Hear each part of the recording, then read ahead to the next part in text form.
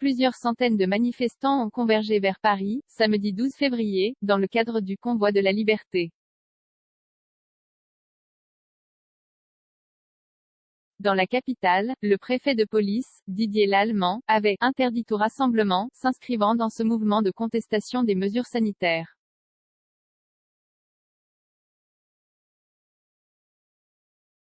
Sur les réseaux sociaux, la vidéo d'un policier prenant en photo une plaque d'immatriculation a fait beaucoup réagir.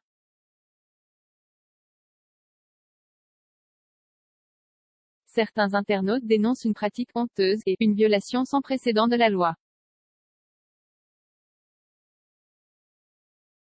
Est-ce une pratique autorisée? Oui, répond la police nationale. Quelques centaines de manifestants se sont rassemblés à Paris, samedi 12 février, à l'appel de l'autoproclamé « Convoi de la Liberté », pour dénoncer les mesures sanitaires, en particulier le pass vaccinal.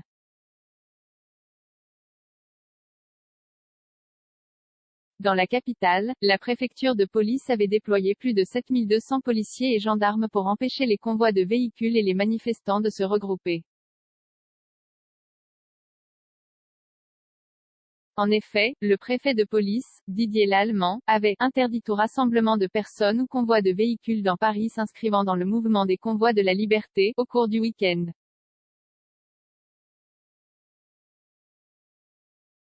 Dans ce contexte, plusieurs internautes se sont indignés d'une vidéo publiée sur Twitter dimanche 13 février.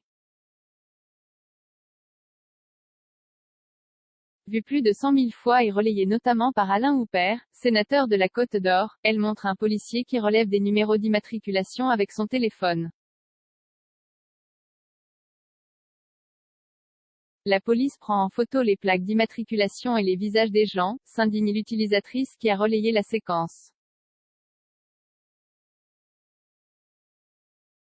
L'accès à ce contenu a été bloqué afin de respecter votre choix de consentement en cliquant sur « J'accepte ». Vous acceptez le dépôt de cookies par des services externes et aurez ainsi accès au contenu tiers. J'accepte. Vous pouvez aussi modifier vos choix à tout moment via « Choix de consentement ». Plus d'informations sur la page politique de gestion des cookies. Est-ce une pratique légale et autorisée? Fake-off contacté par 20 minutes, la préfecture de police n'a pas répondu à nos sollicitations répétées sur le contexte de cette séquence et sur les raisons qui ont incité le policier à prendre la plaque d'immatriculation en photo. Nous nous sommes donc tournés vers la Direction générale de la police nationale pour connaître les règles générales applicables. Cette dernière est claire, prendre en photo une ou des plaques d'immatriculation est une façon à part entière d'enquêter. Cela peut faire partie des techniques utilisées pour faire remonter les renseignements, souligne la police nationale. Et donc, en l'occurrence, d'identifier des manifestants participant à un rassemblement interdit par arrêté. Mais comment différencier un manifestant se revendiquant du convoi de la liberté, de touristes, comme le formule le sénateur Alain Houpert? C'est l'enquête qui détermine la différence entre les véhicules, nous répond notre interlocuteur.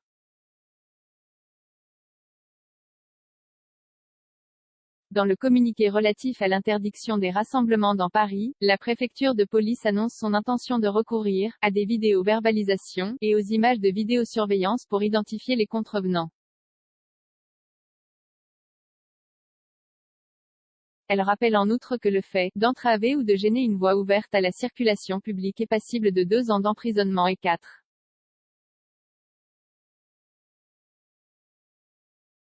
500 € d'amende. Selon le décompte de la préfecture de police, les forces de l'ordre ont procédé samedi à Paris à 97 interpellations et 513 verbalisations de participants au convoi de la liberté, selon un bilan communiqué dimanche.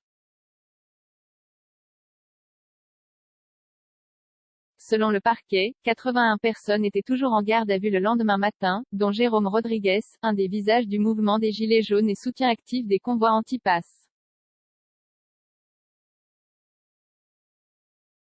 0 commentaires 729 partages partagés sur Messenger, partagés sur Facebook, partagés sur Twitter, partagés sur Flipboard, partagés sur Pinterest, partagés sur LinkedIn, envoyé par mail, sauvegarder une faute. Imprimé.